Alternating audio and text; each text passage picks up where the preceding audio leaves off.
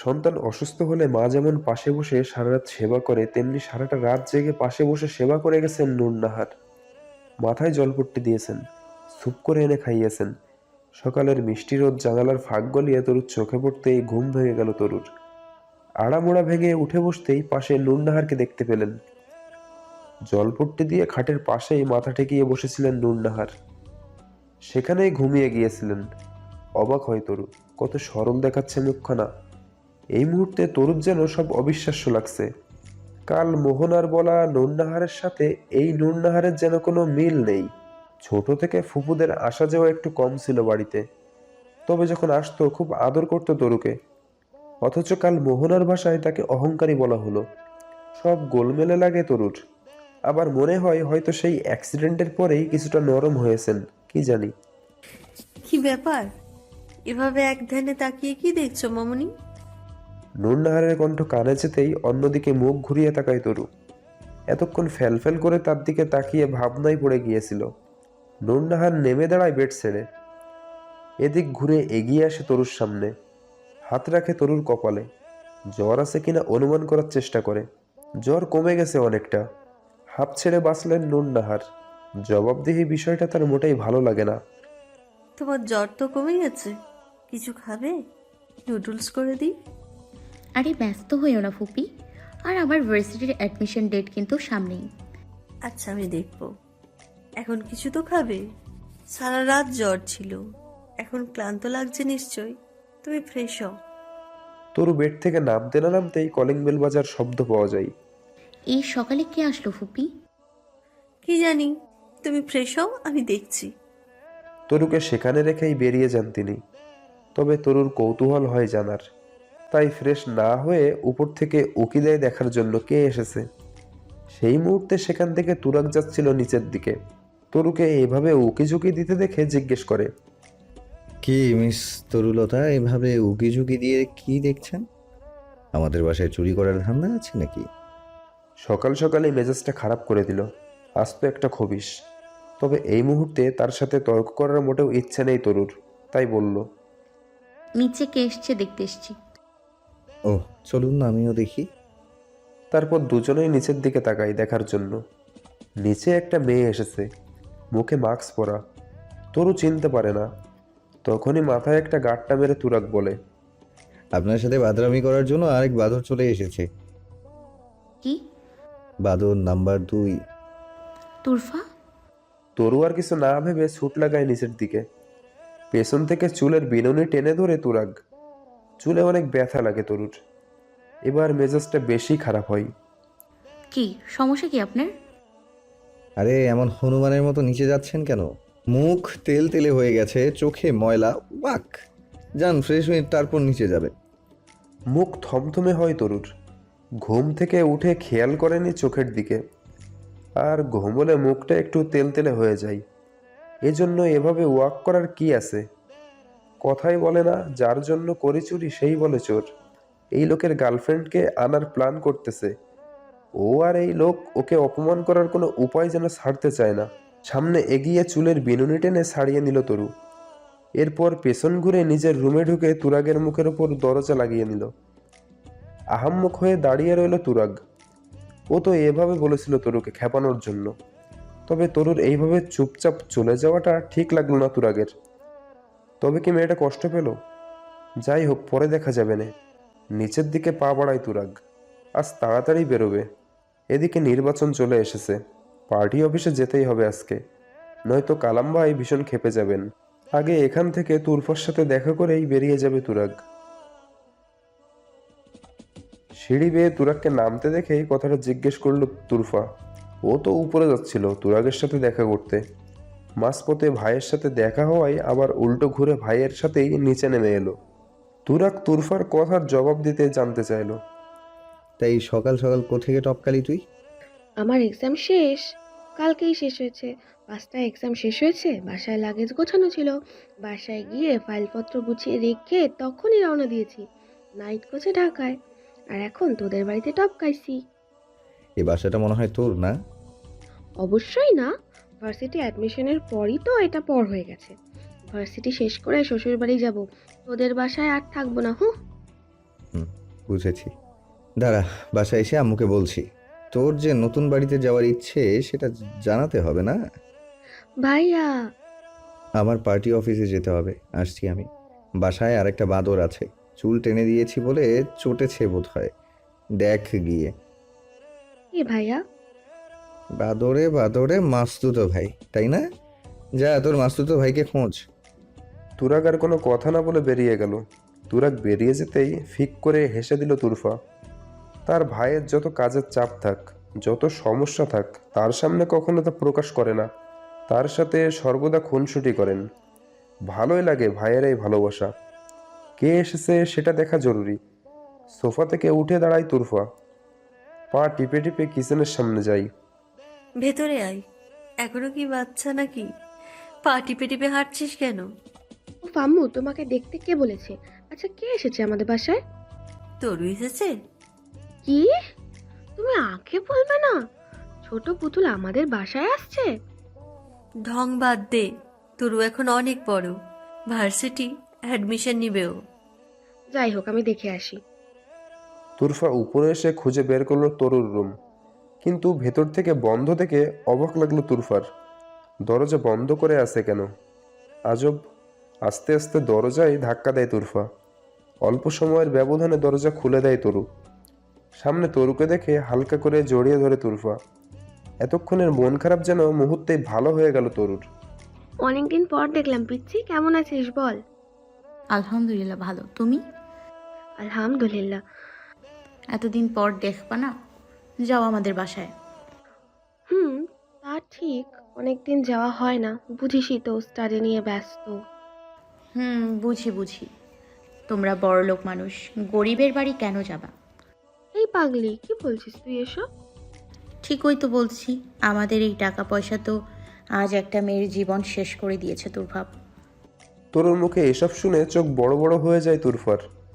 তরু এসব কিভাবে জানলো? তরুকে জিজ্ঞেস করে। তুই কি মিঠির কথা বলছিস? হুম, আমি তুরাগ ভাইয়ের সাথে মিথিলা আপুর বাসায় গিয়েছিলাম। তুরফা বোঝে না কি হচ্ছে এখানে। ওর যে মিথিলার সাথে যোগাযোগ হয় না এমন নয়, ফোনে কথা হয়, সেই আগের ন্যায় বন্ধুত্বটাই রয়ে গেছে। তবে তুরাগকে সব ধরনের কথা এড়িয়ে যায় মিথিলা। তুরাগ ভাইয়া এখনো মিথিলার বাসায় যায়, এটা মিথিলা তুরফাকে কখনো বলেনি, তাই মনক্ষুণ্ণ হয় তুরফা।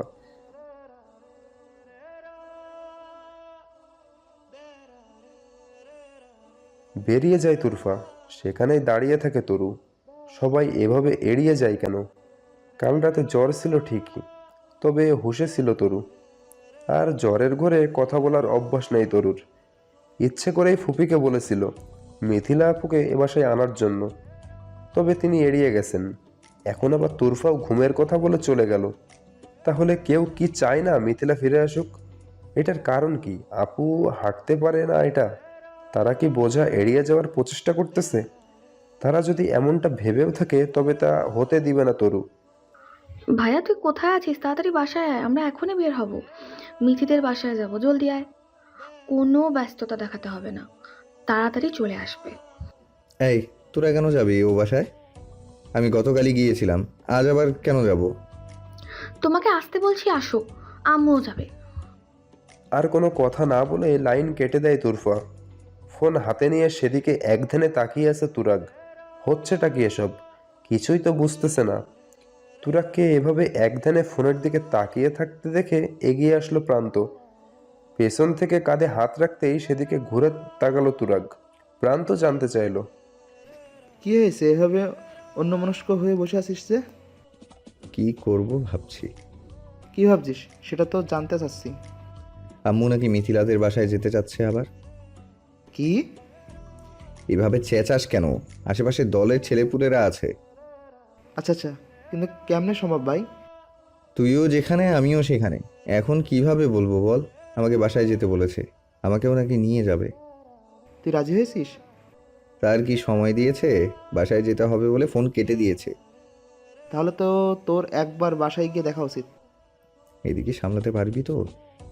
একদম। আচ্ছা, কি ব্যাপার, সবাই তৈরি হয়ে বসে আছো যে? আর সবাই যাবেই বা কেন? আমাদের ভালো লাগছে তাই যাব। যদি যেতে চাস তাহলে গাড়ি বের কর, নয়তো ড্রাইভারকে নিয়ে আমরা একাই চলে যাব। অদ্ভুত, বললে কি জাত যাবে নাকি? মিথিলাকে দেখতে যাব। এইবার হয়েছে, এবার গাড়ি বের কর।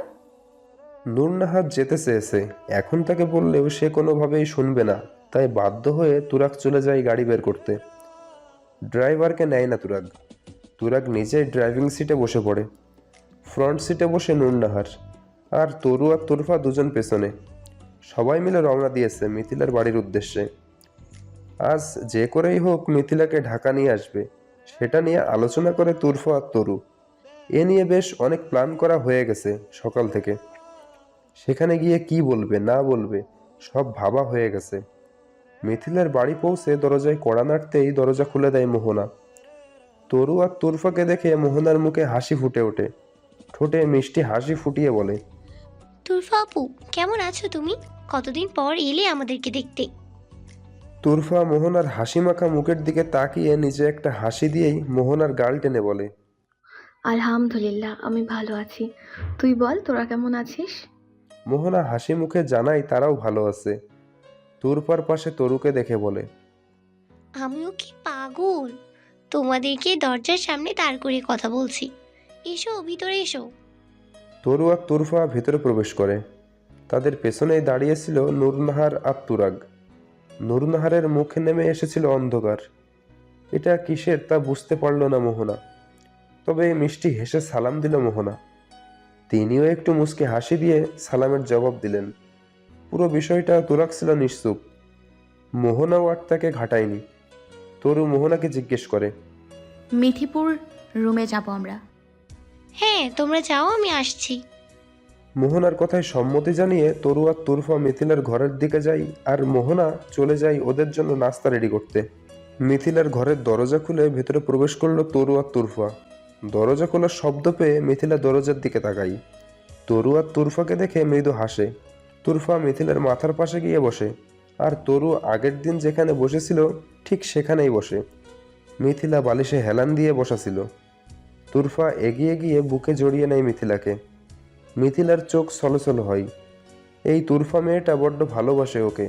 মিথিলা এটা বুঝে পায় না যে ওর মেন্টালিটির মায়ের এরকম মিশুক একটা মেয়ে হতে পারে। মিথিলার চোখে পানি দেখে নিজ হাতে মুছিয়ে দেয় তুরফা। এই বিষয়গুলো দেখে লজ্জা পায় তরু। এই সকালবেলায় না কি ভুলটা বুঝেছিল তুরফাকেও। অথচ দেখো তুরফা আপু কত ভালোবাসে মিথি আপুকে। মিথিলার নজর যায় তরুর দিকে। তরুকে মাথা নিচু করে হাসতে দেখে মিথিলা জিজ্ঞেস করে, মিথিলার কথায় লজ্জা পায় তরু। আরে আপু, কি যে বলো না, কার কথা ভাববো আবার?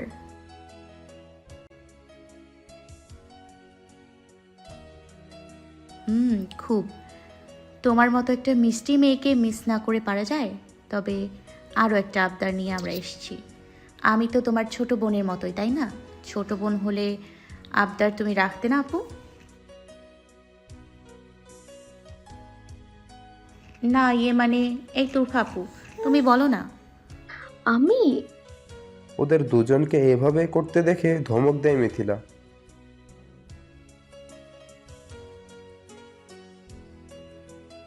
আপু, আমরা তোমাকে আমাদের সাথে নিয়ে যেতে এসেছি। একদমে কথাগুলো বলে চোখ বন্ধ করে নেয় তরু। মিথিলা মাথা ঘুরিয়ে তুরফার দিকে তাকাই। তুরফাও এক দৃষ্টিতে মিথিলার দিকে তাকিয়ে আছে। ঠিকই বলছে। দেখ বোন, আমার ভাইও এসেছে, আমার অনুতপ্ত। সে ক্ষমা চাইতে এসেছে, তুই তাকে ক্ষমা করে দিস। ক্ষমা মানুষের মহৎ গুণ। আমার আম্মু বলে বলছি না, তবে কেউ অনুতপ্ত হয়ে ক্ষমা চাইলে তাকে ক্ষমা করে দিতে হয়। আর যদি তুই তাকে ফিরিয়ে দিস, তবে তার আর তোর মধ্যে কোনো পার্থক্য থাকবে না। সেও তো অহংকার করেছিল, আর আজ তুই ক্ষমা না করে ইগো ধরে বসে থাকলে তোর আর তার মধ্যে পার্থক্য থাকবে না। কথাগুলো ভীষণভাবে কানে লাগে মিথিলার। আসলেই তাকে ক্ষমা করে দেওয়া উচিত। তবে মিথিলা তো মনে মনে অনেক আগেই তাকে ক্ষমা করে দিয়েছে। সে যেটা করেছিল তার সন্তানের ভালো ভেবেই করেছিল। প্রতিটা মাই চাই তার ছেলের জন্য দেখে শুনে একটা লক্ষ্মী বউ আনতে। সেখানে যদি ছেলে তাকে সেই সুযোগটা না দেয়, তবে তার রাগ থাকতেই পারে, এটা স্বাভাবিক। এই রাগ থেকেই হয়তো কথাগুলো বলেছিলেন তিনি। তবে অ্যাক্সিডেন্টটা ওর ভাগ্যে ছিল, এজন্যই হয়েছে। এজন্য নূরনাহারকে দায়ী করাটা বোকামি। তাকে তো অনেক আগেই ক্ষমা করেছে। তবে তুরাগকে অ্যাভয়েড করার কারণ মিথিলা চাচ্ছিল তুরাগ যেন অন্য কাউকে বিয়ে করে সুখী হতে পারে। ও তুরাগের বোঝা হয়ে থাকতে চায়নি। তবে এখন সবাই যে সিচুয়েশনে ফেলেছে মিথিলাকে, হয়তো এখন অন্যরকম কিছু হয়েও যেতে পারে। তুরাগ আর নূরনাহার সামনে রুমে রাখা চেয়ারে বসলো। মোহনা ইতিমধ্যে চা নাস্তা দিয়ে গেছে সামনে। কিছু সময় পরে বাহির থেকে হাত মুছতে মুছতে ঘরে প্রবেশ করলেন মিথিলার মা শাহানা। তাকে আসতে দেখে উঠে দাঁড়ালেন নূরনাহার। মুখে হাসি ফুটিয়ে সালাম দিলেন। নূরনাহারের এই নম্র ব্যবহার ভীষণ পছন্দ হলো শাহানার। তিনি সালামের জবাব দিয়ে বললেন, অনেক সময় অপেক্ষা করালাম আপা, আসলে বাইরে রান্নাঘরে রান্না বসিয়েছি, তাই আসতে দেরি হলো। সমস্যা নেই আপা, আজ আপনি বাড়িতে যে ডিউটি নেই। শরীরটা ভীষণ খারাপ লাগছে আপা, তাই আজ ছুটি নিয়েছি। মনটা কিছুটা খারাপ হলো নূরনাহারের। আসলে আজ মিথিলার বাবা বেঁচে থাকলে হয়তো শাহানাকে এত কষ্ট সহ্য করতে হতো না। নিয়তি যে কখন কার সাথে কী খেলা খেলে কেউ বলতে পারে না। বেশ অনুনয়ের সুরে শাহানার কাছে আবদারখানা পাতল নূরনাহার, কিন্তু প্রথম দফায় নাকচ করে দিল শাহানা। গরিব হতে পারেন, তবুও কারো দয়া নিয়ে বেঁচে থাকবেন না তিনি। প্রথম যখন মিথিলার বিয়ের কথা উঠেছিল তখন রাজি ছিলেন শাহানা। মেয়ে বিয়ে করে শ্বশুরবাড়ি গেলে কতটা ভিন্ন ছিল। তবে তাদের পরিবার সহ সবাইকে যাওয়ার জন্য অনুরোধ করেছে নূরনাহার। এটা কি করে সম্ভব? নূরনাহার বেশ কয়েকবার ক্ষমা চাইলেন শাহানার কাছে। নূরনাহার বললেন তিনি মিথিলা মায়ের কাছেও ক্ষমা চাইবেন। নূরনাহারের এভাবে ভালো মানসিকতা থেকে ভালো লাগলো না শাহানার। তবে তিনি ঢাকায় যেতে নারাজ। তুরাগও অবাক চোখে তাকিয়ে আছে নূরনাহারের দিকে। তার মায়ের এই রূপ তো ভীষণ অচেনা ওর কাছে। তিনি সবসময় তার কঠিন বাঘিনী রূপেই থাকতেন।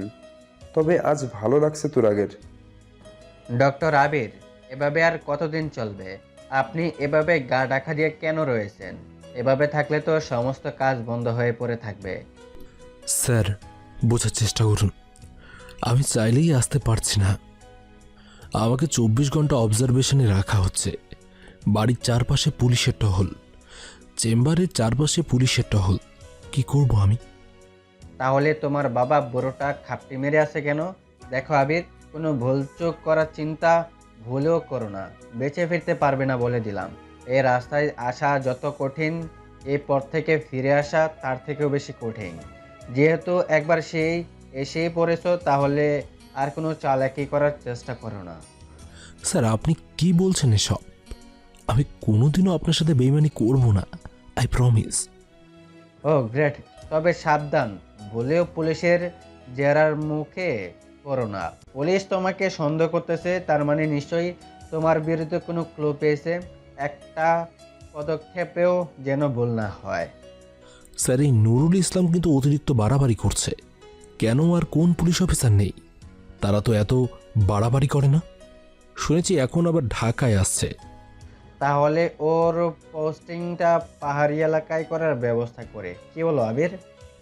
ভালো সিদ্ধান্ত স্যার। তবে আমার মনে হয় আমাদের প্রথম অ্যাটাক ওর কলিজায় করা উচিত। কি বলছো আবির? স্যার, ওর মেয়েকে আমাদের ডেরায় নিয়ে আসি, তারপর অর্গানগুলো রেখে বডিটা ভাসিয়ে দিই। জিনিয়াস আবির, এই জন্যই তো তোমাকে এত ভালো লাগে আমার। আর একটা নিউজ আছে স্যার। বলো। নুরুল ইসলামের মেয়ে এখন আপনাদের চিরশত্রু কালাম মোল্লার ডান হাত তুরাগ সাইয়েদের বাসায়। কি বলছো? Yes sir. এক ডিলে সব পাখি খতম। কথা শেষ করে বিচ্ছিরিভাবে হাসতে হাসতে ফোন কেটে দিল ফোনের ওপর পাশে থাকা লোকটি। ফোন হাতে বসে আছে আবির আহমেদ। এক ঢিলে সব পাখি বলতে কি বুঝিয়েছে এটা বুঝলো না সে। সারাদিন নিরাবচ্ছন্ন হয়ে থাকা পরিবেশটা এখন মানুষের কোলাহলে হৈ হৈ করছে। তায়েব সাইয়েদি বাসা থেকে বেরিয়ে যাওয়ার পর নূরনাহার একা বাসায় থাকতো। একা একা বোরিং হয়ে যেত। আর সেই বাসাটাই এখন কিনা মানুষের কোলাহলে পরিপূর্ণ, যেন পূর্ণ একটা ফ্যামিলি মনে হচ্ছে তাদের। মিথিলা এ বাসায় আসতে রাজি হওয়াতেই মূলত খুশির বন্যা নেমেছে। সব থেকে বেশি খুশি তো তুরাগ হয়েছে। যেভাবেই রাজি হোক না কেন, হয়েছে যে এই বেশি। দিন তার আপন গতিতে চলে যাচ্ছে। তুরফার ভার্সিটির ছুটি শেষ হওয়ায় তুরফাকে চলে যেতে হয়েছে। তুরাগ আবারও তার শখের প্রফেশনটাই একটু একটু করে জয়েন করার চেষ্টা করতেছে। এখন কারো ইনভাইটেশন ফিরায় না, কোনোখানে কনসার্ট হলে সেখানে অ্যাটেন্ড করে। বাসায় বসে সে লাইভ প্রোগ্রাম দেখে মিথিলা, তরু, এমনকি বাসার সবাই। তুরাগের গান সর্বদাই সবার পছন্দের তালিকায় শীর্ষস্থান দখল করেছিল। সবার লাইফ মোটামুটি হাসি খুশি চলছিল। মোহনা আর তরু ব্যাচমেট হওয়ার সিদ্ধান্ত নেওয়া হয় ওদের সেম ভার্সিটিতে ভর্তি করে দিবে, যাতে দুজন সবসময় একসাথে থাকতে পারে। তরু আর মোহনার ফ্রেন্ডশিপটাও জমজমাট। সেদিন নূরনাহারের কথা মতো তুরাগ তরু আর মোহনাকে ভার্সিটিতে অ্যাডমিট করতে গিয়েছিলেন। সেখানে অবশ্য দুজনকে কাজিন বলেই পরিচয় দিয়ে এসেছে। প্রথম দিন তুরাগ নিজেই মোহনা আর তরুকে ভার্সিটির সামনে নামিয়ে দিয়ে গেছে। গেট থেকে দুজন আস্তে আস্তে ভেতরের দিকে পা বাড়াচ্ছে, তখন দূর থেকে ছেলেদের শীষ বাজানোর শব্দ কানে এলো। মোহনা খপ করে হাত চেপে ধরল তরুর। তরু যে ভয় পায়নি এমনটা নয়, তবুও স্ট্রং থাকার চেষ্টা চালিয়ে যাচ্ছে। ফার্স্ট ডে তো জার্গিংয়ের বহু কাহিনী শুনেছে। ভয় মূলত এখানেই, ওরা শীষ বাজানো ছেলেগুলোর দিকে পাত্তা না দিয়ে আবার পা বাড়ায় ক্লাসরুমের দিকে। তখনই দুটো ছেলে এসে হাত আড়াআড়ি করে দাঁড়ায় ওদের সামনে। মোহনা দুপা পিছিয়ে যায়, তখনও তরুর হাত ধরা। তরু আবার পেছন থেকে টেনে ওকে সামনে আনে, ফিসফিস করে বলে, ভয় পাস না এদের সামনে। এরপর তরু জানতে চাই, কি চাই? বাহ, প্রথম দিনে এত তেজ, ভালো লাগলো। তবে এত তেজ থাকা ভালো না মেয়েদের, বুঝলি? সেটা বলতে বাধ্য নই, ক্লাস শুরু হয়ে যাবে, সরুন সামনে থেকে। ভার্সিটি এসে সিনিয়রদের সাথে তিড়িং বিড়িং করো না মেয়ে, খুব বড় বিপদে পড়ে যাবে। ছেলেগুলোর ধমকানি শুনে ভয় পাচ্ছে মোহনা। ছেলেগুলো বলল ওদের ভাই নাকি ডাকছে তার ওইখানে। মোহনা বলে তরু চলে যায়, নয়তো ওরা যদি সিন ক্রিয়েট করে। মোহনার কথাই সামনের দিকে পা বাড়ালো তরু। একটা ছেলে বাইকের ওপর বসে সানগ্লাসটা হাতে নিয়ে সেটা ঘোরাচ্ছে। দূর থেকে দেখেই কেমন অভদ্র টাইপ মনে হলো তরুর। আর একটু সামনে যেতেই চেহারা স্পষ্ট হলো। এই ছেলেকে তো চিনে তরু, একবার না বেশ কয়েকবার দেখেছে ওকে, এমনকি ওদের বিয়ের দিনও দেখেছে। এ তো ডক্টর আবির আহমেদের ছোট ভাই। একে দেখেই মাথার শিরা দপদপ করে জ্বলে ওঠে তরুর। এর ভাই যেমন খারাপ, এ ছেলেও তো বখাটে। এদের বাবার আসলে বাবা হওয়ার কোনো যোগ্যতা নেই। একটা ছেলেকেও মানুষত্ব শেখাতে পারল না। পড়ালেখা শেখালে আর পাঠ্য বইয়ে মুখ গুজে থাকলে মানুষত্ব অর্জিত হয় না। এটা একটা আলাদা গুণ, যেগুলো মানুষ পরিবার, শিক্ষা প্রতিষ্ঠান, ধর্মীয় প্রতিষ্ঠান থেকে শেখায়। অবশ্য এদের বাবা নিজেই তো অবৈধ পন্থায় উপার্জন করেন। এসব ভাবতে ভাবতেই সেই ছেলেগুলোর সামনে চলে আসে তরু আর মোহনা। এতক্ষণ অন্যদিকে তাকিয়ে সানগ্লাস ঘোরাতে থাকলেও তরুর দিকে চোখ পড়ায় তার সানগ্লাস ঘোরানো অফ হয়ে যায়। এক ধ্যানে তাকিয়ে থাকে ওর দিকে। তরুরা গিয়ে দাঁড়াতেই পাশ থেকে একটা ছেলে বলে ওঠে, এটা আদিব ভাই, সালাম দাও তাকে। মোহনা মিনমিন কণ্ঠে সালাম দেয়। আদিব সালামের জবাব না দিয়ে তরুর দিকে তাকিয়ে জিজ্ঞেস করে, কি ব্যাপার, আপনি সালাম দিবেন না ভাবি? আদিবের মুখে ভাবি ডাক শুনে শরীর জ্বলে উঠল তরুর। এই ছেলে ওকে জ্বালানোর জন্যই ভাবি বলছে। আদিবের মুখে ভাবি ডাক শুনে পাশে দাঁড়ানো ছেলেগুলো চোখ বড় বড় করে তাকালো। তারা তো আর জানে না গ্রামে কি হয়েছিল। আমি কারোর ভাবি নই, কোনো খারাপ লোকের বউ হওয়ার ইচ্ছেও নেই আমার। উফ, ভাবি যে কি যে বলেন না, বিয়ে না করে এমনি এমনি বেডে যাবেন নাকি? অবশ্য আপনার তো আগেও এক্সপিরিয়েন্স আছে, এখন চাইলে আমাদেরও একটু সুযোগ দিতে পারেন। মেজাজ খারাপ হয় তরুর। এই ছেলেকে দূর থেকে দেখেই খারাপ মনে হয়েছিল তরুর, তবে ওর ধারণার থেকেও বেশি খারাপ এই ছেলে। জগিংয়ের বিষয়টা মানলেও এরকম একটা নোংরা প্রস্তাব সহ্য হলো না তরুর। মোহনার হাত থেকে হাত টেনে ছাড়িয়ে নিল। আদিবের সামনে গিয়ে গায়ের জোর দিয়ে এক চড় দিল। সাথে সাথে গালে হাত চলে গেল আদিবের। অন্য হাত দিয়ে কঞ্জি চেপে ধরল তরুর, দাঁতে দাঁত চেপে বলল, নিজের ইচ্ছায় যখন যাও তখন তো দোষ হয় না। গ্রাম থেকে সুবিধা হচ্ছিল না, তাই এখানে এসে দিচ্ছ, বুঝি না আমরা, তাই না? তোর এই তেজ তো আমি দেখে নিব, একদিন এর জন্য হলেও তোর আমার করবো, দেখিস। হাত টানাটানি করে ছাড়াতে পারে না, কিন্তু মুখে থুতু ছিটাই তরু আর বলে, তোর তো পরিবারের শিক্ষার অভাব আছে, আর বললি না আমি নিজ ইচ্ছে গেছি। ওগুলো তোর জানোয়ার ভয়ের এডিট করা ছিল। ছাড় বলতেছি। মুখে থুতু দেওয়ার সাথে সাথে হাত ছেড়ে দিয়ে ধাক্কা মেরে ফেলে দিল তরুকে। তাল সামলাতে না পেরে নিচে পড়ে গেল তরু। মোহনা দৌড়ে গিয়ে তুলল তরুকে। তরু আবার উঠে যাচ্ছিল আদিবকে আঘাত করার জন্য, কিন্তু মোহনা হাত টেনে নিয়ে আসে সেখান থেকে। আনলি কেন আমাকে? ওদের সাথে ঝামেলা করো না, দেখলে না ওরা খারাপ। তরু জোরে জোরে শ্বাস নেয়, রাগ কমানোর চেষ্টা করতেছে, নিজেকে উপরে উপরে যথেষ্ট স্ট্রং রাখার চেষ্টা করে তরু।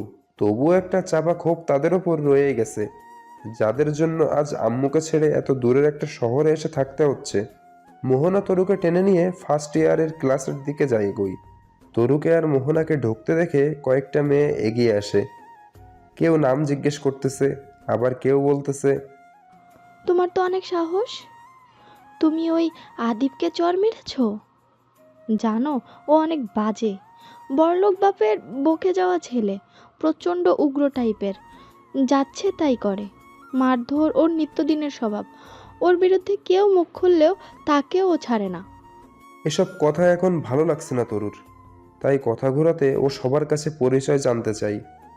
তরু আর মোহনার সাথে আরও 3টা মেয়ে ফ্রেন্ডশিপ হয়ে যায়, সাফা, ইভা আর সাহারা। তারা এক সাইড জুড়ে বসে। নিয়ম করে দুবার মিথিলার ঘরে গিয়ে মিথিলাকে দেখে আসে তুরাগ। যদিও মিথিলা বিরক্ত হয়, ও তুরাগকে খুব ভালোভাবে বুঝিয়ে বলেছে যে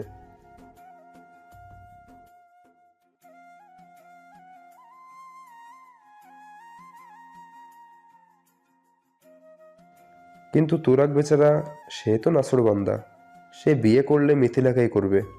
ছেলের তেড়ামি স্বভাব সম্পর্কে এতদিন মোটামুটি ভালোই অভিজ্ঞতা আছে তায়েব সাইয়েদি আর নূর নাহারের। তাই এখন তারাও চান যাতে মিথিলার সাথে এই বিয়েটা হয়। মিথিলার মায়ের অবশ্য এতে আপত্তি নেই, তার সাথে কথা হয়েছে আগে। তুরাগদের সিটি কর্পোরেশনের নির্বাচনের ঝামেলা শেষ হবে, এরপরেই না হয় বিয়েটা হবে। এই কথাটা জানার পর তুরাগের সব থেকে কাছের বন্ধু প্রান্ত সেও বলেছিল, এটা তোর কেমন ডিসিশন তুরাগ? একটা পাছাড় মেয়েকে বিয়ে করে তুই কি করবি বল? তোর জীবনের তো সব আনন্দই তো মাটি। সেদিন তুরাগ রাগ না করে বরং প্রান্তর পেট চাপড়ে বলেছিল, শোন প্রান্ত, মানুষের মনের শান্তি হচ্ছে সব থেকে বড় শান্তি। এর থেকে বেশি চাই না আমি। মিথিলার সাথে থাকলে আমি মানসিক শান্তি পাই, সেটা আর কোথাও পাবো বল? তুরাগ এক কথার জবাবে সেদিন প্রান্ত উত্তর না দিয়ে শুধু একটা হাসি দিয়ে সেখান থেকে চলে যায়। মনে মনে অনেক কিছু বলে, যা তুরাগের কান অব্দি আর আসে না। প্রান্ত চায় না তুরাগ শুনুক, মন যা চাইছে তাই করুক। কিছু সমস্যার কারণে নবীন বরণের ডেটটা কিছুটা পেছানো হয়েছিল, কিন্তু একদম অনুষ্ঠান করবে না, এটা তো হয় না। তাই কর্তৃপক্ষ নবীনবরণের আয়োজন করে ক্লাস শুরুর 5 থেকে 6 দিন পরে এই কয়দিন 5 জনের মধ্যে একটা ভালো বন্ডিং ও সৃষ্টি হয়। ঠিক করে সবাই একরকম শাড়ি পরেই ওয়ারেন্টেশনে যাবে, যেই ভাবা সেই কাজ। পরদিন সবাইকে ওয়ারেন্টেশনের একরকম শাড়ি পরেই আসছে। অনুষ্ঠান তখন মাঝামাঝি পর্যায়ে, স্টেজে নৃত্য পরিবেশন চলতেছে। সে সময় সাফা বলে, তরু দোস্ত উঠ না, আমরা একটু ওইদিকে যাব, তোর জিজু আসবে ওখানে। দেখতে চেয়েছিলিস না তাকে? তরু মোহনাকে ডাকে। মোহনা বলে, না, এই গানটা আমার অনেক পছন্দের, এই নৃত্য মিস করা যাবে না, তুই যা। তরু তো বোকার মতো সাফার সাথে চলে যায়। সাফা ওকে নিয়ে যেতে যেতে একদম ভার্সিটির পেছন সাইডে নিয়ে চলে আসে। তখন প্রায় দুপুর টাইম চলতেছে। এই তপ্ত রোদে সেদিকে তেমন একটা মানুষজন ছিল না, খুব নীরব পরিবেশ। ভার্সিটির পেছন সাইডটা আবার অনেক গাছপালাও রয়েছে, যার কারণে সেদিকটা কিছুটা অন্ধকারাচ্ছন্ন। তরু বলে, সাফা, আমরা ওদিকে কেন যাচ্ছি? ভাইয়া ওখানে যেতে বলছে। তরু বুঝে ওঠে না যে সামনে ওর জন্য কি অপেক্ষা করতেছে। ভার্সিটি থেকে অনেকটা দূরে আসার পর দেখতে পাই সেখানে একটা গাছের সাথে হেলান দিয়ে আদিব দাঁড়িয়ে আছে। তরুকে দেখে অমনি থপ করে ওর হাত চেপে ধরে। ভীষণ ব্যথা পায় তরু, চোখ দিয়ে পানি বের হওয়ার উপক্রম। তরু সাফার দিকে তাকাই, সাফা এক পা করে পিছিয়ে যাচ্ছে। তরুর চোখে চোখ পড়তেই কানে হাত দিয়ে সরি বোঝাই। চোখ দিয়ে পানি বেরিয়ে যায় তরুর। এজন্যই হয়তো কাউকে সহজে বিশ্বাস করতে হয় না, বন্ধু বানানোর সময়ও ভেবেচিন্তে বানাতে হয়। তরু এটা ভেবেই কান্না আসে। যে একটা মেয়ে হয়ে কিভাবে আর একটা মেয়েকে এভাবে বিপদে ঠেলে দিতে পারে। তরু উঠে আসার প্রায় মিনিট দুয়েকের মাঝেই নৃত্য শেষ হয়ে গিয়েছিল, তাই মোহনা উঠে তরুকে খুঁজতে আসছিল। ক্যাম্পাস না দেখে ক্যাম্পাসের পেছন সাইডে উকি দেয়। সেখানে দেখে সাফা একা একা ফিরে আসতেছে। মোহনা দৌড়ে সাফার কাছে যায়। মোহনাকে দেখেও না দেখার ভান করে চলে যাচ্ছিল সাফা। মোহনা জানতে চায় তরু কোথায়। সাফা উত্তর দেয়। আমি জানি না, খুঁজে নাও গিয়ে। মোহনা সাফার হাত চেপে ধরে শক্ত করে। বল বলছি, তরু কোথায়? আমি সত্যিই জানি না, ব্যথা লাগছে, ছাড়ো আমায়। তুই ওকে নিয়ে ভার্সিটির পিছন দিকে গিয়েছিস, তাহলে তুই একা কেন আসতেছিস? ভালোই ভালোই বল তরু কোথায়। যদি ওর কিছু হয় না, ভাইয়া তোকে জ্যান্ত কবর দিয়ে দিবে। কে তোমার ভাই? সময় নষ্ট না করে তরুকে খুঁজে যাও। সাফার হাত ছেড়ে দেয় মোহনা। ওরও মনে হয় শুধু শুধু এই মেয়েটা পেছনে সময় নষ্ট না করে দেখা উচিত তরু কোথায়। মোহনা ছুটে যায় ভার্সিটির পেছনের দিকে। ওর মনে হচ্ছে ওর কানে তরুর চিৎকার শুনতে পাচ্ছে। চোখ বন্ধ করে বোঝার চেষ্টা করে চিৎকারের আওয়াজ কোথা থেকে আসছে। শব্দ শুনে সেদিকে দৌড়ে যায় মোহনা। যা ভেবেছিল তাই, তরু ঠিক বিপদে পড়েছে। তরুকে আগেই বলেছিল কারোর সাথে ঝামেলা না করতে। আদিবের এক হাত তরুর দুহাত শক্ত করে ধরে আছে, আর এক হাত কোমরে আঁকড়ে ধরে তরুকে কাছে টানার চেষ্টা করতেছে। তরুর ছটফটানিতে বারবার আদিবের থেকে দূরে সরে যাচ্ছে তরু। মোহনা পাশে পড়ে থাকা একটা লাঠি তুলে নেয়। পেছন থেকে গিয়ে জোরে আঘাত করে আদিবের মাথায়। প্রচণ্ড আঘাত লাগায় তরুর হাত ছেড়ে মাথায় হাত দেয় আদিব। এই সুযোগে মোহনা তরুর হাত ধরে আদিবের থেকে টেনে দূরে সরিয়ে আনে। ছিটকে নিচে পড়ে তরু। মোহনা আবার টেনে তোলে ওকে। ফিসফিস করে তরুর কানে বলে, এদিকে এই সময় কেউ আসবে না। এই জানোয়ারটার হাত থেকে বাঁচতে চাইলে আমার হাত ধরে দৌড় লাগা। বেশ কাজে লাগে কথাটি। এবার মোহনার হাত টেনেই তরু দৌড়াতে থাকে। একবারে ক্যাম্পাসের বাইরে চলে আসছে ওরা। হাঁটুতে ভর করে নিচে ঝুঁকে জোরে জোরে শ্বাস ফেলে দুজন। শ্বাস নেওয়ার গতি কমে আসলে মোহনা জিজ্ঞেস করে, এখন কি করবি? রিক্সা ডাক, বাসায় যাব। সন্ধ্যা ঘোর হয়ে রাতের অন্ধকার নেমে এসেছে। বেশ অনেক সময় হলো। সারাদিন দৌড়ে জাপের পর এখন একটু রেস্ট নেওয়ার প্রয়োজন। আগে তো আর বাসায় ফিরত না, এখন সময় পেলেই বাসায় চলে আসে। তাই আজও চলে আসলো। কিন্তু বাহির থেকে দেখতে পেল পুরো বাড়ি অন্ধকার। শুধু কর্নারের দিকে 2টা রুমে বাতি জ্বলতেছে। এত তাড়াতাড়ি তো সবাই ঘুমিয়ে যাওয়ার কথা না। তাই অবাক হলো তুরাগ। দ্রুত পায়ে বাড়ির ভেতরে প্রবেশ করলো। সিঁড়ি বেয়ে উপরে উঠতে উঠতে দেখতে পেল মিথিলার রুমের বাতি জ্বলতেছে। আগে সেদিকেই পা বাড়ালো তুরাগ। বাহিরে দাঁড়িয়ে দরজায় নক করলো। ভেতর থেকে জবাব আসে। আমি ভেতরে আসলাম। ভেতরে ঢুকতে ঢুকতেই মিথিলাকে জিজ্ঞেস করে, হ্যাঁ এই মিথু, বাসা সবাই গেছে কোথায় বলতে পারো?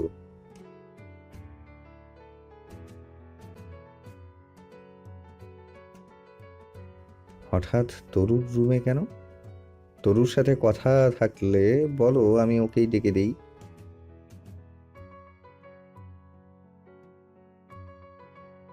কি হয়েছে, আবার অসুস্থ নাকি ও?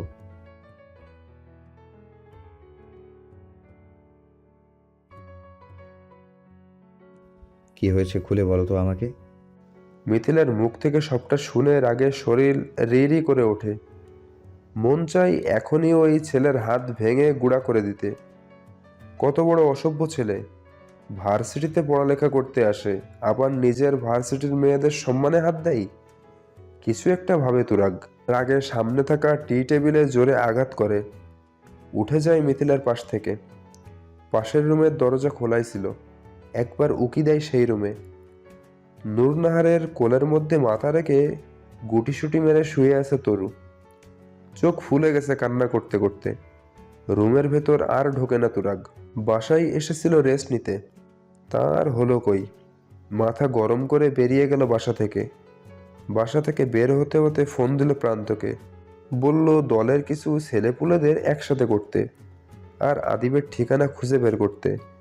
তুরাগের কণ্ঠ শুনে প্রান্ত বুঝতে পারলো বেশ রেগে আছে। তাই বলল, মাথা ঠান্ডা কর ভাই, কে যে বল। মাথা ঠান্ডা করার কথা শুনে জোরে ধমক দিল তুরাগ। বলল, আমার বাড়ির মেয়েদের সম্মানে হাত দিয়েছ, ওই কুকুরের বাচ্চা, ওরে খুঁজে বের কর। প্রান্তের নিজেরও মেজাজ খারাপ হলো। তুরাগকে শান্ত করার চেষ্টা না করে দলের ছেলেদের খবর নিল। বন্ধুদের সাথে ক্যারাম খেলায় ব্যস্ত ছিল আদিব। হাসি ঠাট্টা করছিল আর ক্যারাম খেলতেছিল। হঠাৎ করে কেউ একজন খুব জোরে ক্যারাম বোর্ডের মাঝ বরাবর আঘাত করে। মাঝখান থেকে ভেঙে যায় বোর্ড। আদিব ছাড়া বাকি তিনজন ভয়ে ভয়ে তাকায় কে আঘাত করলো দেখার জন্য। হাতে হকি স্টিক নিয়ে দাঁড়িয়ে আছে কেউ একজন, কিন্তু মুখে মাস্ক পরা, তাই চিনতে পারল না ওরা। ওরা সেখান থেকে একটু দূরে সরে দাঁড়ালো, কিন্তু ঘাড় তেড়া মানুষ কি কখনো সোজা হয়? যেমন আদিব। ও উঠে যায় মাস্ক পরা ব্যক্তিকে মারতে। আদিব গিয়ে পাঞ্জাবির কলার ধরে, সাথে সাথে এক বিকট চিৎকার দেয় আদিব। সেখানে থাকা বাকি তিনজন ভয়ে ভয়ে তাকায় দেখার জন্য যে কি হয়েছে। দেখে যে হাত চেপে ধরে বসে পড়েছে আদিব। ওদের আর বুঝতে বাকি নেই, যে হাত দিয়ে কলার ধরেছিল সে হাত ভেঙে গেছে। ওরা সামনে না আগিয়ে ভয়ে দৌড় লাগায় সেখান থেকে। কয়েক মুহূর্তের মাঝে ছোটখাটো একটা ধ্বংসজ্ঞ হয়ে যায় সেই রুমের ভেতর, যেখানে বসে ক্যারাম খেলছিল আদিবরা। আদিবের অবস্থা খুবই ভয়ানক। নাক দিয়ে রক্ত ঝরছে, ঠোঁট কেটে গেছে, ভাঙা হাত নিয়ে ব্যথায় গগন বিদরে চিৎকার করছে। ধ্বংসযজ্ঞ চালিয়ে সবাইকে নিয়ে সেখান থেকে বেরিয়ে যায় তুরাগ। আশেপাশে লোকজন জড়ো হয়েছে, তবে আদিবের কাছে এগোনোর সাহস কারও নেই। এতদিন এই এলাকায় যাচ্ছে তাই করে বেরিয়েছে ও। ওর যন্ত্রণায় অতিষ্ঠ ছিল মহল্লার মেয়েগুলো। আজ এর এমন পরিস্থিতি দেখে অনেকেই মনে মনে সন্তুষ্ট, তবুও নিজেদের স্বাভাবিক করে দাঁড়িয়ে আছে সেখানে। তুরাগরা বেরিয়ে যাওয়ার পর কয়েক মুহূর্তে পরে সেখানে একটা কালো রঙের গাড়ি এসে থামে। সেটা থেকে এক প্রকার দৌড়ে বেরিয়ে আসে ডক্টর আবির। তাড়াহুড়োয় কি করবে মাথায় আসে না। ভাইয়ের শরীর থেকে শার্ট খুলে সেটা দিয়ে এই ভাঙা হাত গলার সাথে ঝুলাই। ড্রাইভারের সহযোগিতায় গাড়িতে তোলে আদিবকে, ব্যাক সিটে শোয়াই। হসপিটালে নিয়ে আসে আদিবকে। যন্ত্রণায় জ্ঞান হারিয়েছে আদিব। হসপিটালে এনে রক্তগুলো মুছিয়ে দিতে হাত ব্যান্ডেজ করে ড্রেস চেঞ্জ করে দিয়েছে আদিবের। কেবিনের সামনে পায়চারি করতেছে আবির। অপেক্ষা ভাইয়ের জ্ঞান ফেরার। 3 দিন যাবৎ ভার্সিটি বন্ধ করে দিয়েছে তরু আর মোহনা। তরু এখনো ভয় পেয়ে আছে, সে কোনোভাবেই যাবে না ভার্সিটিতে। যদিও পরের দিন সকালেই নিউজে দেখেছে আদিবের অবস্থা, কিন্তু যারা মেরেছে সবাই হেলমেট পরা ছিল, তাই কারো চেহারা দেখা সম্ভব হয়নি। তবুও তরু শিওর এটা যে তুরাগ ভাই করেছে। তাকে কিছু জিজ্ঞেস করেনি তরু। এখন আদিব কয়েকদিন আরে ভার্সিটিতে আসতে পারবে না, তাই ভার্সিটিতে তো যাওয়াই যায়, তাও মন সায় দিচ্ছে না। সবাই অনেক বোঝানোর পরে রাজি হলো যাওয়ার জন্য। মিথিলা বারবার করে মোহনাকে বলে দিল তরুর হাত যেন না ছাড়ে। মিথিলা ওর ফোনটা মোহনাকে দিয়ে দিল, যেন যে কোনো প্রয়োজনে ফোন দিতে পারে। তুরাগ নিজেই ওদের নিয়ে বের হলো, একদম গেট অবধি পৌঁছে দিয়ে গেল। বলল ক্লাস শেষ হলে যেন ফোন দেয়, তাহলে আবার এসে নিয়ে যাবে। তরুরা ভার্সিটিতে পৌঁছানো মাত্রই কেউ একজন ফোন নিয়ে ডক্টর আবির আহমেদকে নিউজটা জানালো। তিনি ফোন বুঝিয়ে দিলেন কি কি করতে হবে। তিনি এতদিন অপেক্ষা করেছিলেন কবে বের হবে বাসা থেকে। বাসা থেকে তুলে আনা সম্ভব না, তারপর তাকে নিজেকেই তো পুলিশ অবজারভেশনে রাখছে, তাই খোলামেলাভাবে কিছু করা সম্ভব না। তবে আজ এই মেয়ের শেষ দিন। অন্ধকার একটা রুমের মাঝ বরাবর কম পাওয়ারে একটা লাইট জ্বলতেছে, সেখানেই বসা তরু। তবে ও একা নয়, আরও 6 থেকে 7 জন মানুষ সেখানে আছে। সবার চোখে মুখে ভয়ের ছাপ স্পষ্ট। সবাই জানে ওদের জীবনের অন্তিম সময় আসন্ন। সেই ভয়ে চোখ মুখ শুকিয়ে গেছে। ওরা যে একটা চক্রের ফাঁদে আটকা পড়ে আছে। একটা লোক এগিয়ে এলো তরুর দিকে, ফিসফিস করে জিজ্ঞেস করলো, আচ্ছা, তোমাকে দেখে তো বেশ বুদ্ধিমতী মেয়ে মনে হচ্ছে, তাহলে তুমি কিভাবে এ প্রতারণার ফাঁদে পা দিলে? কি বলছেন? আর আপনাদের কেন এভাবে আটকে রেখেছে? সেকে তুমি এখনো বুঝছো না? কেন আটকে রেখেছে এভাবে তোমাকে? আমি বলছি। গম্ভীর পুরুষালী কণ্ঠ শুনে চমকায় তরু, মাথা তুলে তাকায় সেদিকে। তবে এখানে আবিরকে কোনোভাবেই আশা করেনি। আবিরকে দেখে উঠে দাঁড়ায় তরু। ও, এটা তাহলে আপনি? কেন তুলে এনেছেন আমাকে? এক পা দুপা করে সামনের দিকে আগায় আবির। তরু এক পা করে পিছিয়ে যায়। এই মুহূর্তে আবির ঠিক কী চাচ্ছে তা কল্পনার বাহিরে তরুর। মনে মনে সৃষ্টিকর্তাকে স্মরণ করে তরু। এই 2টা মাসের মধ্যে জীবন পুরো এলোমেলো হয়ে গেছে ওর। এখন সামনে কি হতে যাচ্ছে তা বলা মুশকিল। আবির জোরে জোরে পা ফেলে ধরে ফেলে তরুকে। তরুর পেছনে হাত দিয়ে হিজাবের ওপর থেকেই চুলের গোড়াসহ টেনে ধরে। তরুর মনে হচ্ছে চুলগুলো বুঝি সব ছিঁড়ে যাচ্ছে। তোর বাপ ভাই সবাই মিলে উঠে পড়ে আমার উপর লেগেছে। আমি শান্তিতে বিজনেস করছিলাম, ভালো লাগলো না তোর বাপের। আমার ভাইটার এত সুন্দর জীবনযাপন সহ্য হলো না তোর নাগরের। বিয়ে ভাঙতেই আবার এখানে নতুন নাগর জুটিয়েছিস। বাহ, ভালোই, কিন্তু এবার তোর কি হবে বলতো? আমার ভাইটা ওখানে ব্যথায় ছটফটাচ্ছে, আমি কেমনি সহ্য করি বলো? অন্যের সন্তান ভাই বোন যখন ব্যথায় ছটফটায় তখন তারা কিভাবে সহ্য করে বলতো? তুই নিজ হাতে এত এত নিষ্পাপ জীবন ধ্বংস করিস, তখন তো কষ্ট লাগে না? এখন নিজের ভাইয়ের বেলায় এত কিসের কষ্ট ক্রিমিনাল আবির আহমেদ? অন্ধকারের কারণে চেহারা ঠিক বুঝতে পারল না, তবে এটা বুঝতে পারলো এখানে একজন দুজন নয়, বেশ অনেকজন লোক দাঁড়িয়ে আছে। তাদের এগিয়ে আসা পায়ের শব্দ এতটুকু বুঝতে পারলো এরা পুলিশ ফোর্স। তাদের শুয়ের আওয়াজ শুনে এটা স্পষ্ট। আপনারা এখানে? এখানে আসার জন্যই তো এত ড্রামা আবির আহমেদ। আপনি খুব চালাক মানুষ, খুব তাড়াতাড়ি রং বদলে ফেলেন। আপনাকে ধরা এতটা সহজ কাজ ছিল না, তাই তো ফাঁদ পাততে হলো আপনার জন্য। আবিরের বুঝতে বাকি থাকে না যে তরুকে টোপ হিসেবে ব্যবহার করেছে এরা, কিন্তু এ অবধি পৌঁছালো কি করে সেটাই মাথায় আসছে না। তহমিনাকে জড়িয়ে ধরে বসে আছে তরু, ছাড়াছাড়ির কোনো নামই নেই। না খাওয়া দাওয়ার মন আছে, নিজেও খাচ্ছে না, মাকেও খেতে দিচ্ছে না। ফুফু ফুফা সবাইকে বেরিয়ে দিয়েছে, ও মাকে ছাড়বে না। সবাই জোজালো, না খেলে অসুস্থ হয়ে যাবে, কিন্তু ওর বাবা বাসায় না আসা অবধি ও খাবে না। সেখানেই বসে যে ভয় পেয়েছে তার রেশ এখনো রয়ে গেছে। এমনিতে যথেষ্ট স্ট্রং, তবে এরকম রক্তারক্তি কাণ্ড এর আগে কখনো চোখের সামনে দেখেনি। ওর মা বাবারা জানতে চাইছে কি হয়েছে, তারও জবাব দিচ্ছে না। ভোর রাতের দিকে যখন নুরুল ইসলাম মেয়েকে বাসায় রেখে গেছেন, বলে গেছেন ওকে খেয়াল রাখতে। বাকি কথা তিনি বাসায় এসে বলবেন। তহমিনা বেগমকেও তিনি ফোন দিয়ে দিয়েছিলেন। সকাল হতে হতেই তিনিও হাজির হয়েছেন ননদের বাসায়। এর আগে কারোর সাথে কথা না বললেও মা আসতেই মায়ের বুকে ঝাঁপিয়ে পড়েছে। সকাল গড়িয়ে দুপুর, এখনো সেভাবেই রয়েছে। নুরনাহার খাবার রেখে গেল, তহমিনা চেষ্টা করছেন মেয়েকে খাওয়ানোর, কিন্তু বারবার বলতেছে বাবা আসলে খাবো। এরপর আর জোর করেনি কেউ। দুপুর গড়িয়ে তখন বিকেল। সে সময় কলিং বেলের আওয়াজ কানে আসতেই দৌড়ে দরজা খুলতে যায় তরু। সবাই অবাক হয়ে তাকিয়ে আছে। এতক্ষণ নড়ছিল না ও, আর এখন দিব্যি দরজা খুলে চলে গেছে। দরজা খুলতেই নজরে এলো নুরুল ইসলাম। তরু ঘুরে ঘুরে বাবার চারপাশ থেকে দেখতে লাগলো, আবার বাবার ড্রেসগুলো টেনে টেনে দেখছিল। তহমিনা এসে টেনে মেয়েকে সরালেন। কি হলো কি তরু, পাগল হয়ে গেলে নাকি? আম্মু, আমি তো দেখছিলাম বাবা ঠিক আছে কিনা। ঠিক থাকবে না কেন? তার আবার কি হবে? আম্মু, আজ না বাবার চোখের সামনে আবির সুইসাইড করার চেষ্টা করেছিল। নিজের হাতে শিরা নিজে কেটে ফেলেছে, ফিনকি দিয়ে রক্ত বেরোচ্ছিল। বাবা যখন হাত ধরতে গেছে অমনি বাবার দিকে ছুরি তাক করে বলেছিল তাকে পাছে আসলে ছুরি চালিয়ে দেবে। আমি তো ভয় পাচ্ছিলাম, এজন্যই তো দেখছি বাবা ঠিক আছে কিনা। কি হয়েছে কি একটু বলো তো? মেয়েটা সকাল থেকে কেমন অস্বাভাবিক আচরণ করছে। ভেতরে চলো, সব বলতেছি। তরু আর মোহনা যখন ভার্সিটির বাহিরে তুরাগের জন্য অপেক্ষা করতেছিল, তখন মোহনার ফোনে একটা ফোন আসে। ফোনটার কেউ না, বরং তুরাগই করেছিল। ফোন করার পরে মোহনা সেই ফোন সহ ব্যাগটা তরুর হাতে দিয়ে আইসক্রিম খাবে বলে ভার্সিটি থেকে কিছুটা বাইরে চলে যায়।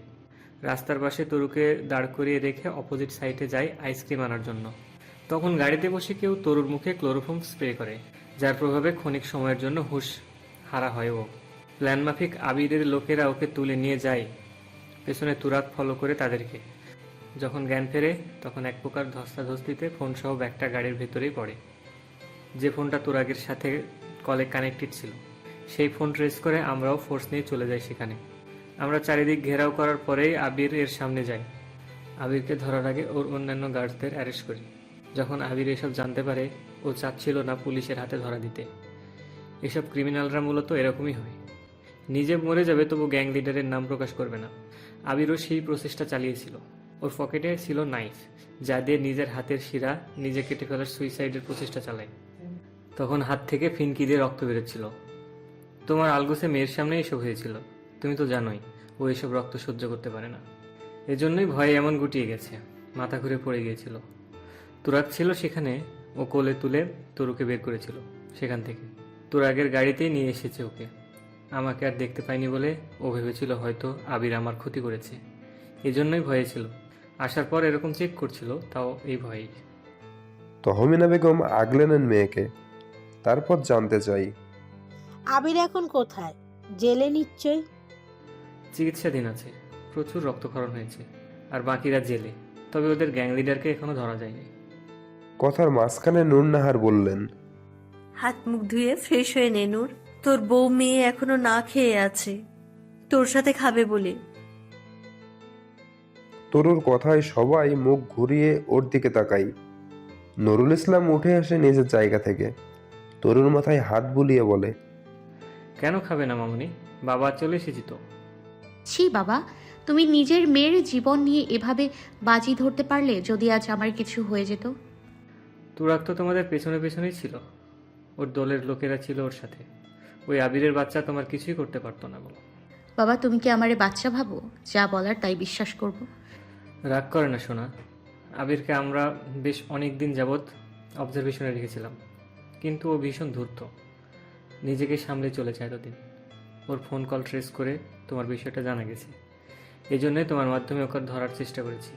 যদি অনেক রিস্কি ছিল বিষয়টা, তবুও আমার মা তো অনেক ম্যাচিওর। রাগ করে না মা। তুমি কি চাও না দেশের একজন শত্রু ধ্বংস হোক? ও কত খারাপ লোক ছিল জানো?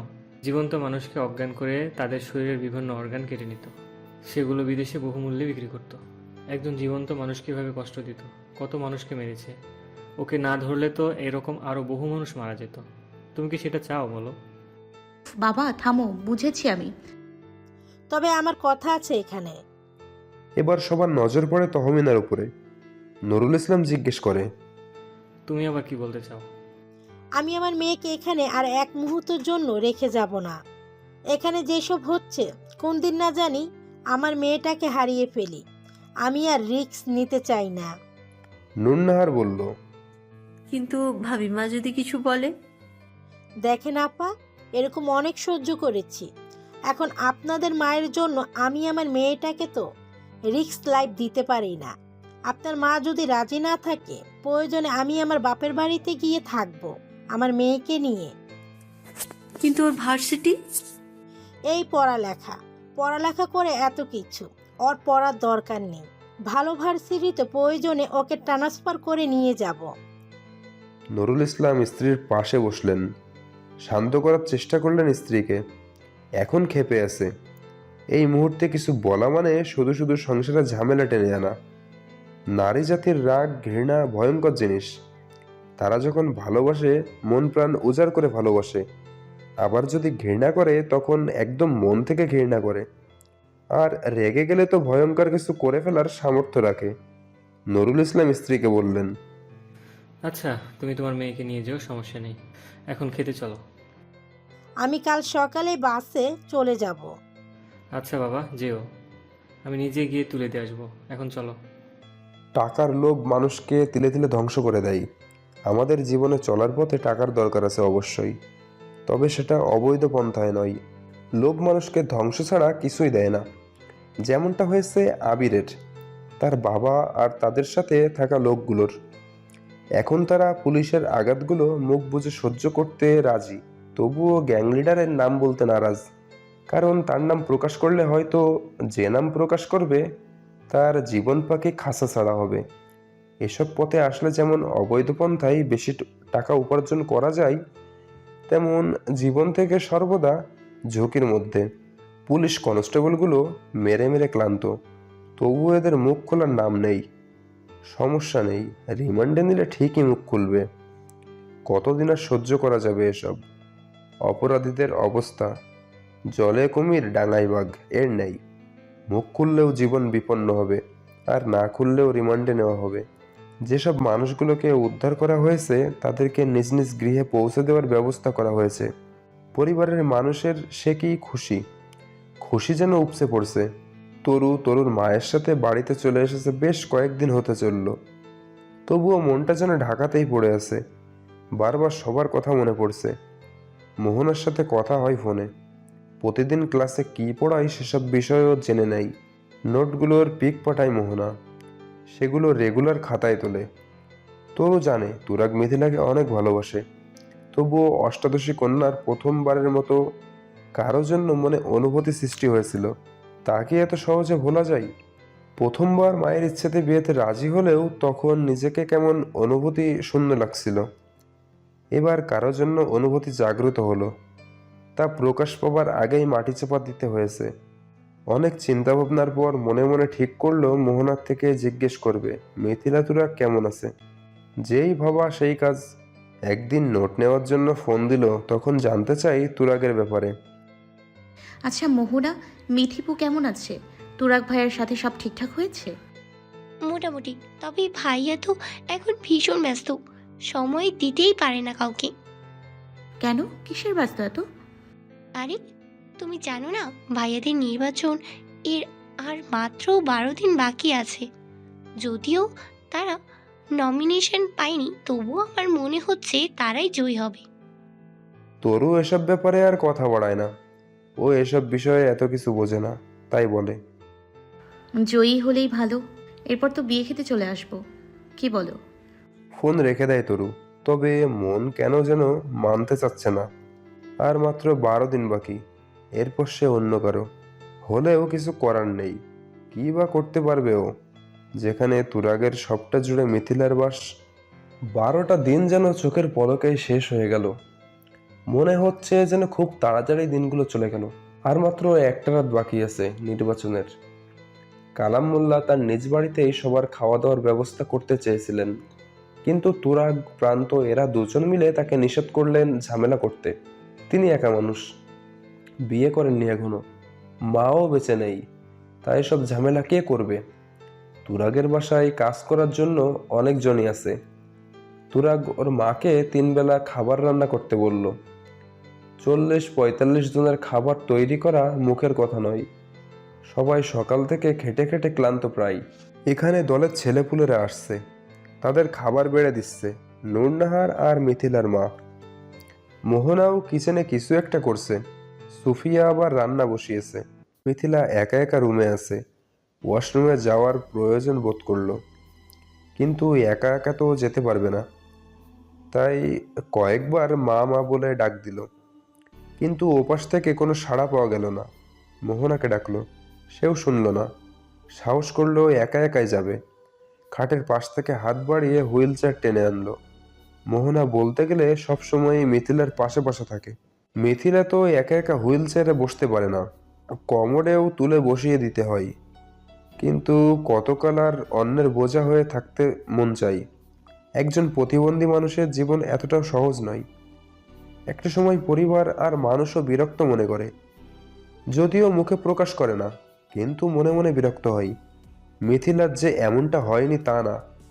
মোহনা ওকে যথেষ্ট ভালোবাসলেও মাঝে মাঝে ডাকলে জোরে জোরে চিল্লিয়ে কথা বলে। মিথিলা বোঝে যে মোহনা বিরক্ত, কিন্তু তবুও নিরুপায় হয়ে ডাকতেই হয়। আজ কষ্ট করে একা একা যাওয়ার চেষ্টা করে, হাতে ভর দিয়ে খাট থেকে হুইল চেয়ারে বসে। অনেক কষ্টের পর সফলও হয়। যাওয়ার সময় যেতে পারে, কিন্তু বিপত্তি ঘটে বের হওয়ার সময়। এবার আর সফল হয় না। হুইল চেয়ার উঠে বসতে বসতে হুইল চেয়ার এক সাইডে বাঁকা হয়ে যায়, খুব জোরে টাইলসের ওপরে পড়ে যায়। হুইল চেয়ার উল্টো গায়ের ওপর পড়ে। নিচে পড়ার সময় হাত উল্টোভাবে পড়েছে, মনে হচ্ছে হাত ভেঙে গেছে। প্রচণ্ড যন্ত্রণা হচ্ছে, সহ্য করতে পারে না মিথিলা, গলা ফাটিয়ে চিৎকার দেয়। চিৎকার মনে হচ্ছে পুরো বাড়ি কেঁপে উঠল। তুরাগ খেতে বসেছিল কেবল, খাবার ছেড়ে উঠে হাত না ধুয়েই দৌড় লাগায় দোতলার উদ্দেশ্যে। সবাই এলো, এক প্রকার দৌড়ে উপরে আসে, কিন্তু রুমে এসে দেখে মিথিলা রুমে নেই। তাহলে গেল কোথায় মেয়েটা? নুন্নাহার খেয়াল করে ওয়াশরুমের ডোর ভেতর থেকে লক করা। সেখান থেকেই কান্নার আওয়াজ আসছে। অনেক ডাকার পরেও দরজা খুলতে পারে না মিথিলা। তুরাগ সবাইকে সামনে থেকে সরিয়ে দিয়ে ভেঙে ফেলে দরজা। ভেতরে ঢুকে দেখে হুইল চেয়ারে মিথিলার গায়ের উপর পড়ে আছে। সেটাকে টেনে তুলে আগে দু হাতে পাজা কোলে তুলে নেয় তুরাগ। মিথিলার কান্না তখনও থামেনি। তায়েব সাহেবও তখন বাসায় ছিলেন। তিনি গিয়ে তাড়াতাড়ি করে গাড়ি বের করলেন। তুরাগ মিথিলাকে নিয়ে পেছনে বসলো। মিথিলার মা আর মোহনা গেল সাথে। নূরনাহার বাড়িতে সবটা সামলে পড়ে আসবেন তাই তিনি আসেন না। রাত তখন বেশি হয়, সবগুলো টেস্ট তখন করতে পারেনি। ডাক্তারানো অনেকগুলো টেস্ট করিয়ে নিতে বলেছে। তায়েব সাইয়েদের অফিস খোলা রয়েছে, তার সেখানে যেতেই হবে। এখন হসপিটালে মিথিলাকে টেস্ট করানোর জন্য কে থাকবে? আজ নির্বাচন, তুরাগকেও তো সেখানেই থাকতেই হবে। তায়েব সাহেব আদেশ করে গেল তুরাগ যেন মিথিলাকে টেস্ট করানোর জন্য নিয়ে যায়। আজ যদি ও মিথিলাকে একা রেখে চলে যায় তাহলে বিয়ে ক্যান্সেল। যদি বিপদের সময় পাশে থাকতে না পারে তাহলে আর থাকার দরকার নেই। ঘরে ঢোকাও বন্ধ। এমনিতে এই রাজনীতিতে আশা নিয়ে বাপ ছেলের যুদ্ধ লেগেই আছে, এখন আবার পেয়েছে সুযোগ। তুরাগ পড়ে যায় মহা মুশকিলে। নির্বাচন কেন্দ্র যেতে না পারলেও ঝামেলা, সেখানে কি হয় না হয় কে জানে। এই বাবাকে নিয়েও আর পারা গেল না। তায়েব সাহেব এরকম কথা ইচ্ছে করেই বলছেন, কারণ তিনি হচ্ছেন শান্ত স্বভাবের মানুষ। কোন রকম ঝামেলায় তিনি জড়াতে চান না। তিনি চান তার ছেলেও যেন এসব থেকে দূরে থাকে। তার অবশ্য ছেলেকে তিনি কখনোই কথা শোনাতে পারেনি, নিজের ইচ্ছা মতোই করেছে। এই রাজনীতিতে যোগ দেওয়াটাই নিজের জেদের বশেই করা। তাই আজ সুযোগ বুঝে মিথিলাকে এর মধ্যে টেনেছেন। মিথিলার জন্য তার ছেলে কতটা পাগল এটা সবাই জানে, তাই তো এই ট্রিক্স খাটালেন। কাজেও লাগলো তার ট্রিক্স। তুরাগ প্রান্তকে ফোন করে জানালো দুপুরের আগে ও আসতে পারবে না, ততক্ষণ যেন ওদিক সামলে রাখে। প্রান্ত প্রথমে জোর করছিল তুরাগকে নেওয়ার জন্য। তুরাগের সাথে থাকা মানেই একটা ভরসা, কিন্তু যখন তুরাগ একবার বলেছে দুপুরের দিকে আসবে, তাহলে তখনই আসবে। একে জোর করে লাভ নেই। তুরাগ আসবে না শুনে কালাম মোল্লার মুখখানাও ফ্যাকাশে আকার ধারণ করলো। এই ছেলেটা তার পাশে থাকলে তার শক্তি মনে হয় দ্বিগুণ বেড়ে যায়। 12:30 মতো বাজে। ল্যাব থেকে রিপোর্টগুলো হাতে নিয়ে বের হচ্ছে তুরাগ। এগুলো নূরনাহারের কাছে দিয়ে তুরাগ কেন্দ্রে যাবে। নূরনাহারের রিপোর্টগুলো ডাক্তারকে দেখিয়ে ঔষধগুলো নিতে পারবে। এগুলো ভাবতে ভাবতেই হাঁটছিল তুরাগ। এমন সময় ফোন বেজে ওঠে। পকেট হাতড়ে ফোন বের করে। ফোন স্ক্রিনে প্রান্ত নামটা দেখে তখন জ্বলজ্বল করছে। কাল বিলম্ব না করে ফোন রিসিভ করে তুরাগ। অপর পাশ থেকে প্রান্তর হাঁপিয়ে যাওয়া কণ্ঠ জোরে জোরে শ্বাস নেয়। অনুমান করতে পারে বুকের মধ্যে মনে হচ্ছে কেউ ড্রাম পেটাচ্ছে। উপরওয়ালাকে স্মরণ করে তুরাগ, দোয়া করে যেন খারাপ কিছু না হয়। ততক্ষণেও ওপাশ থেকে প্রান্তর কোনো কথা শোনা যায় না। ঘাবড়ায় তুরাগ, আস্তে আস্তে ডাকে প্রান্তকে। প্রান্ত কিছু বলতে পারছে না। জোরে শ্বাস টানতে টানতে শুধু বলে, ভাই হসপিটালে থাকেন, আসতেছি ওখানে, ঝামেলা হয়ে গেছে। কি হয়েছে? এই প্রান্ত, প্রান্ত, কথা বলছিস না কেন? কালাম ভাইয়ের মাথা কোপ লাগছে, রক্তের বন্যা বয়ে যাচ্ছে ভাই। কেঁদে ফেলে প্রান্ত। হাত কাঁপতে থাকে তুরাগের। হাত থেকে ফোনটা পড়ে যায়। ও তো এরকম কিছুরই ভয় পাচ্ছিল। ভয়টা তাহলে সত্যিই হলো? রাগে শরীর কাঁপতেছে এখন। আইন শৃঙ্খলা বাহিনীর এত কড়া পাহারা থাকার পরেও এরকম কিছু হতে পারে? কল্পনাতীত বিষয়। এরকম কাজ কে করতে পারে তা বুঝতে একটু সময় লাগে না তুরাগের। ফোনটা ফ্লোর থেকে তোলে। সুইচ অফ হয়ে গেছে। পাওয়ার বাটনে প্রেস করে ধরে রাখে কিছু সময়। ফোন ওপেন হয়। রিসেন্ট কল লিস্ট থেকে প্রান্তর নাম্বারটা নিয়ে আবার ডায়াল করে সেই নাম্বারে। রিং হতে হতে কেটে যায় ফোন। আবারও ফোন দেয়। এবারও রিসিভ হয় না। মারামারি তাহলে গুরুতর হয়েছে। এবার কন্ট্যাক্ট লিস্ট থেকে ইমনের নাম্বার বের করে ডায়াল করে সেই নাম্বারে। রিং হওয়ায় কয়েক সেকেন্ডের মাথায় রিসিভ হয় ফোন। আর কোনো কথা বলেই সরাসরি জিজ্ঞেস করে, কে করেছে? ভাই শান্ত হন। আমি জানতে চাচ্ছি কে করেছে। পর পর 2বার হয়েও খাইশ মেটেনি ওনার। যেই দেখেছে জনগণ এদিকে ঝুঁকেছে অমনি এখন গায়ে আঘাত করার প্ল্যান করেছে। ইমন তুরাগকে শান্ত হতে বলে। বোঝায় যে আগে কালাম মোল্লা ঠিক হোক, এরপর তিনি যা বলবেন তাই হবে। তুরাগ আর কিছু না বলে ফোন কেটে দেয়। রিপোর্টগুলো নিয়ে দৌড়ে মিথিলার কেবিনের দিকে যাই।